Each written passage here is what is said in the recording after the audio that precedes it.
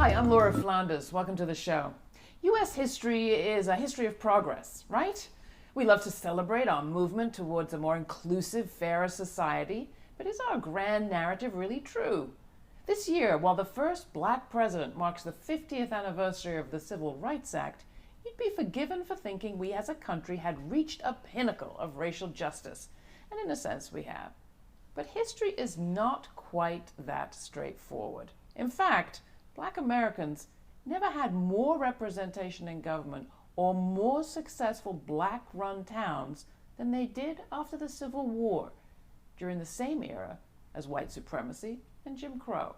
Our guests today have attempted to document that story. Edward Harris Jr. is an award-winning documentary filmmaker with over a decade of experience in television and production. He was also the director of operations for the African Heritage Network. His newest film, The Lessons of Hayti, examines the unique history of Black self-sufficiency and political power in the U.S. Doug E. Doug is an actor, comedian, and filmmaker. He's appeared in a number of roles on film and in TV. From Cool Runnings to Jungle Fever to the sitcom Cosby. He's also the narrator of Lessons of Hayti.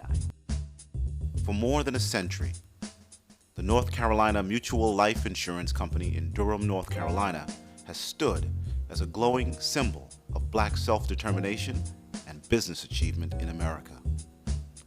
North Carolina Mutual's leadership was very influential in helping Black residents of Durham at the turn of the century build one of the most successful and self-sufficient Black communities in America. This community was known as Hayti.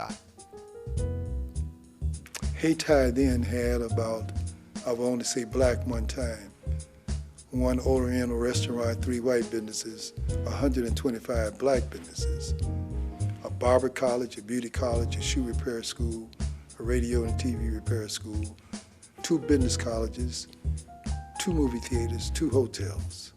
Then, as the Civil Rights era gained steam across America, the stability of Hayti and Black Durham and the fates of many other successful Black communities began to take a different turn. A community once glowing with opportunity became a community in crisis. How could an area that rose to such prominence at the turn of the century become nearly non-existent today? What was the pivotal moment, and who made the fatal decision? The Lessons of Hayti. Your film tells a story that I just thought, why isn't this more generally known? It really turns history kind of on its head. Yeah. Hayti, it's the name of a town. Tell me more. Okay, Hayti was actually a small section of the city of Durham, North Carolina. And this was basically where Black people lived, where they had their own businesses. And it became the capitalistic, I guess the Black capitalism center of America. It became, a lot of people talk about Tulsa, Oklahoma, but Tulsa was nowhere near as sophisticated as Hayti was. It had over 125 independent Black businesses. It had restaurants, hotels, movie theaters, all run by Blacks. And this took place, it started right around 1898, right after the Wilmington riots, and carried straight through to like the 1960s when it was destroyed. And this is a story not just of one community, but of many. You say in the film there's more than 100 of these Black towns or communities in this period after the Civil War. Throughout the country, and some of these stories were alluded to. Like, for example, in Their Eyes Were Watching God, the very powerful book written by Zora Neale Hurston, she references the organization of a small town, which was an actual town in Florida, Eatonville. Florida. And you find allusions to this in literature, in all sorts of places, and these were actual towns, yeah. So what the heck happened? Well, in the case of Hayti, and in the case of Wilmington, because Wilmington was a very, very pivotal location or city at the time, because it wasn't a Black town, it was a regular city that ended up being pretty much run by Blacks. There was an article in the Black newspaper in Wilmington about a lynching that had taken place in Chapel Hill, North Carolina. A Black man who was in an interracial relationship with a woman out of Chapel Hill was found hung between Durham and Chapel Hill. So it started this sort of debate. He was a well-educated man, and the editor wrote something to the effect of any woman of any color would gladly be with an educated black man. And that basically pissed off a whole lot of people. Josephus Daniels, who was the founder of the News and Observer, which is the biggest paper in North Carolina right now, he ran the article for like 3 weeks and just built up this fervor. And they actually released, they said that they were going to go to Wilmington and they were going to riot. So I believe it was a Wednesday night at the Bible study. People coming out of Bible study are met with, angry whites from 3 or 4 of the adjacent towns. And they basically ran 2,000 people, 2,000 families out of Wilmington overnight. And actually it was a coup and took over the city of Wilmington. This is 1898. This was right in the wake of the Plessy v. Ferguson decision, the separate but equal. And Alfred Moore Waddle was the Democratic leader at the time in that area of North Carolina. He was also a Grand Dragon of the Klan. Step back a little bit and help us place this story of Hayti, a community in Durham, North Carolina, verging on self-sufficiency, self-sufficient by the middle of the 20th century. Yes. Within the context of the history that we know, slavery, the end of slavery, Reconstruction. How did these things fit together? Because Reconstruction is also the era of white supremacy and Jim Crow. In that history line, what gets missed is why the Klan came about. Why did the red shirts and the regulators come about? And it came in 3 different phases. The first one was just pure racial hatred. The second one was economic jealousy. And what I mean by that is, we'll take Rosewood or the Greenwood section of Black Wall Street in Tulsa, Oklahoma, for example. If you went to downtown Tulsa and you were black, then you had to eat out the back, you couldn't sit down anywhere, and you had to be out of town by sundown. Well, when you got to the Greenwood section, you were treated like a human being. You could come in, people would greet you, sit you down, and what happened was the Chinese, who were there building the railroad, would go to the black side of town because they were treated just like blacks were in downtown. The Native Americans and the Mexicans all went to the black side of town. So what you ended up happening all over were these establishments, the juke joints, all, the soul food spots, and all the things that ended up becoming prominent African American culture only existed in these pockets. So if you were Chinese, if you were Mexican, if you were Native American, you would go to those parts of the town and you would spend your money. And you even have people in the film saying they chose to do that to support their own community. Absolutely, absolutely. That became a problem because now downtown Tulsa isn't making any money. All of a sudden now downtown Durham isn't making any money, So how do we handle this? We come in first, we burn down, James Weldon Johnson talked a lot about it. We talked about the Red Summer, 1919. It was really 1919, like 1922. So it was more than the summer. But, blacks were coming back from World War II. They wanted equal pay for equal time. And this created a backlash. So what you were having was this economic jealousy that was forming. And the only way to get rid of it was to go in and burn these towns down. There were about 43 towns that were destroyed in one summer. And when you say destroyed, you don't, I don't want to mislead you and think that people came in and just burned everything down and left. They came in and they looted the place first. So they took people's gold, they took people's, precious, heirlooms or what have you. Then they would firebomb the houses. So it was really robbery and then rioting that kind of took place. So you have this stripping away of wealth that was firmly established within the 40 years of the Emancipation Proclamation. And it makes sense because African Americans were the majority population. Right. Once they were no longer enslaved, that was who was there. Then take us to the next chapter, Doug, because at a certain point in the middle of the 20th century, highways get involved. Correct. The third wave that they did not elucidate had to do with the installation of the interstate highway system, which Eisenhower saw in Germany. and came back to America and decided that we should have something, a similar kind of network of roads to create commerce throughout the entire country. All systems that we all enjoy today, that we know of today, and most of these highways were run right through the black established towns. And what happened to those people, like the woman that you interviewed who was burnt out in the attack on the Black Wall Street in Tulsa? Mm-hmm. But the others too, those who saw their towns destroyed. Mm-hmm. The grandfather who says, sure, you can come and bulldoze this house, but I'll be standing outside with a shotgun. A shotgun's no match for a bulldozer. What happened to him? That is the only place in Hayti they have not built on. It's really funny. It's really funny. You know, Hayti was originally named after Hayti. And if you go to Hayti now, if you go to Durham now, St. Joseph's Church has a huge stained glass mural of Washington Duke. And on the other side of the church is a Haitian voodoo symbol that sits on the steeple to this day. And I think that's what the real story is. It's like, you know, you have two cultures that come together, and when fear is gone, it blossomed. Mm. And when fear came back, you know, it was destroyed. And what did Hayti mean for those people? Self-sufficiency, ownership, and enfranchisement. The first country in the hemisphere to throw off slavery by a slave revolt. That's right. Which really internationally cracked the idea of white supremacy. Because up until that point, you know, there was no way to beat any of the colonial powers. And he did it with sticks and spears, and, you know, which is a wonderful story too.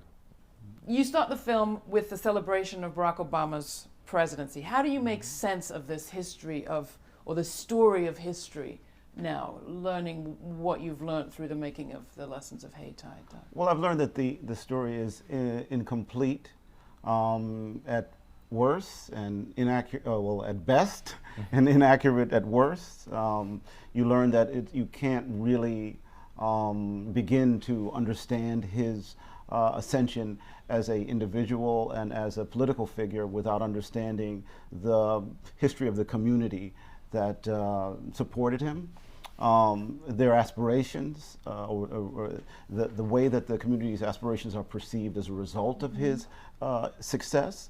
All of that can be understood more completely by understanding how this success was realized so long ago, and how the remnants of that success are really what we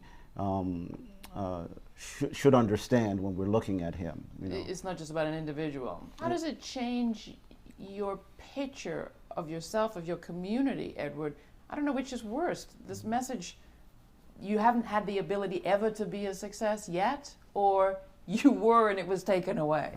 I think that the knowledge of knowing that you've built something not once but twice and it has been destroyed out of jealousy or out of just, you know, animus, I think holds a lot of weight, especially when you have these young black kids who are sitting up in these classrooms and they hear all about the slavery, but they don't hear about how these people, with all of this going against them, actually built full towns and churches and hotels and actually built an economy for themselves. You're talking about 10, 12 years after slavery. And got themselves elected to the Senate in bigger numbers than we do now. Absolutely. I always think it's really interesting, Dr. Malveaux in the film says, you know, the first black entrepreneur was the slave who decided to negotiate his freedom from his master. So it just changes how you look at our history and you look at yourself. You know, I have a 15-year-old daughter, and when she saw the film, she was amazed. You mean, we had black banks, like insurance companies? Like, yeah, well, you know, because her orientation to the African-American culture is we brought music. Yeah, we were slaves, we were good athletes, but that was pretty much about it. After that, we're, you know, for the most part looking for a handout. We want the government to take care of us, you know, which has been that Republican line for so long, which is kind of ironic. It's like you come in, you burn down my house, now you're complaining because I'm looking for somewhere to live. But America's not going to get any better. Not just politically, but economically too. Absolutely. Most importantly, economically, because as we know now, economics runs the politics. But there are people that look at this picture and they say, this is a country where economic strength is supposed to rule. Mm-hmm. And yet, even when we built economic strength, it was taken away. You could give up looking at that. I really think it's the human spirit. You keep pushing, and we're determined to find that space. We're determined to find that space and to define that space for ourselves. And it may not be this year, it may not be in our lifetime. I think it will be, because the millennials now are not going for any of it. I would suggest that they figure out a way to utilize this new knowledge to make America better as a whole. Well, I want to thank you for your film, Lessons of Hayti. My name is Dionne Haywood. I am the Executive Director of Women with a Vision Incorporated. We have been around for 23 years, and I feel that it's important for me to say that, because not too many organizations last that long, especially that come out of a grassroots framework. We do reproductive justice, criminalization of marginalized groups, and that would be women and LGBTQ community. One of the things we do at Women with a Vision, when we talk to our clients whenever they come in, and we're doing a group or we're speaking somewhere, we always tell people, never count yourself as a victim. If you are here today, you're a survivor. In this world today, you're a survivor. If you're a formerly incarcerated person, if you're involved in sex work, if you're a drug-using person, former drug-using person, your past doesn't define you, the here and now defines you. And not only does the here and now define you, but we're powerful people, all of us. So 9 years after Hurricane Katrina and what the recovery looks like, I have mixed feelings about the recovery and what it looks like. Because I would like to think that I'm a person that understands progress, and I understand growth, and I understand what business does, especially being born and raised in a city where tourism is what makes money for people. It provides jobs to people. But then the other side of me feels like enough hasn't been done. The fact that there are still neighborhoods where homes are still missing, where there's schools that haven't been rebuilt or opened. There's still no stores. People are still living in food deserts. And some people aren't home and can't get home. It's leaving a whole lot of people out. And those people that are being left out are the people who are native New Orleanians. When you think about imperialism and you think about colonialism, it's always the takeover. It's always about the takeover. I'm gonna come in and I'm gonna create and I'm gonna build. Not even thinking about what was there before. And I get that you took an old building that was dilapidated, blighted property, you made it viable. I understand that. But in making it viable, why would you want to erase the people who were here? And so it just makes what happened in a city like New Orleans with such a rich history. When you think about the history of this city, the people of the city, the resiliency. If I had to bring race into the issue, I actually think I fear what's going to happen in this city in terms of the newcomers. Because a lot of newcomers are coming from places where they don't normally see people like me. Let's be real, in Portland, Seattle, even some places in New York, how often do you see African American people? They don't. New Orleans is a city that historically has always been largely African American. And the newcomers are surprised by that.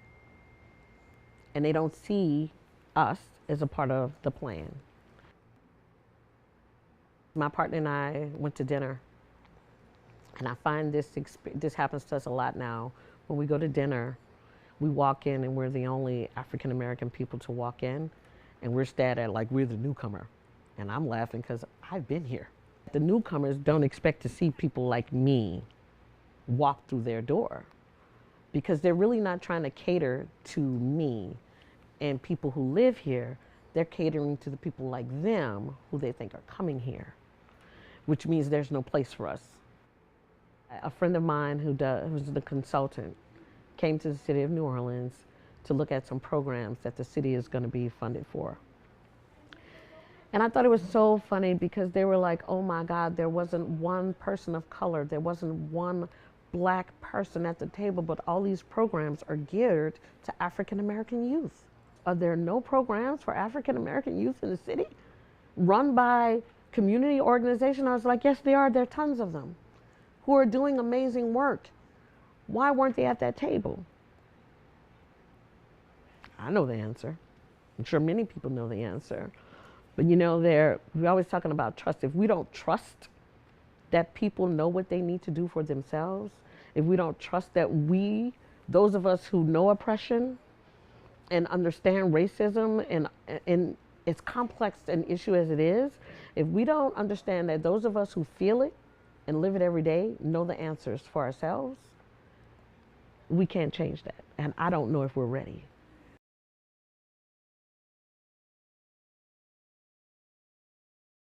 These are times that try men's souls, wrote American revolutionary Thomas Paine in 1776. All these years later, how do our souls compare? Author of the bestseller Common Sense, which is credited with giving the American War of Independence its rhetorical juice, Thomas Paine grew up in England in the age of privatization and industrialization. While the rich got richer, the poor lost every common means of self-support. Aboard a merchant ship, Paine met sailors who'd been impressed, meaning forced into service. He worked with others who'd been enslaved. His first writings after arriving in Philadelphia were against colonialism and slavery. Britain has, he said, done little but, quote, rip up the bowels of whole countries for what she could get. We today live in a nation where the richest 0.1% have doubled their share of the nation's wealth in half a century. Their riches compound while our commons are privatized. Our economic system rigs prices, favors monopolies, and turns every aspect of our lives into a commodity for trading, from our homes down to our tweets and thoughts and our very friends and likes. Our Congress of the very rich has so shrunk the options for the poor that 46 million Americans live with poverty every day. Another 7 million of us are locked up. Our wars abroad rip up their share of bowels. Have any doubt? Just look at Iraq. Americans may not be forced into military service, but when there's no other route to schooling or decent wages, it may not be impressment, but surely it's close. Of the expanding gap between rich and poor in his times, Paine wrote, "The great mass of the poor in all countries are become an hereditary race, and it is next to impossible for them to get out of that state of themselves. Tottering on the brink of commotion and disturbance, the mind of the multitude is left at random," he wrote. Well, in our times, two parties of property keep a cap on that commotion, with police and drones and detention camps. And our media, brought to us by the makers of those drones, tells us we live in a democracy. It wasn't ever only about the king. The present state of civilization is as odious as it is unjust, wrote Paine 20 years after the Declaration of Independence. The rule of King George III and the Royal East India Company was bad, but is the rule of Big Pharma, Big Ag, and the corporate Congress better? We are in times that try our souls for sure. Are we in revolutionary times? The only question is, why not? What do you think? Write to me, Laura@grittv.org. And thanks.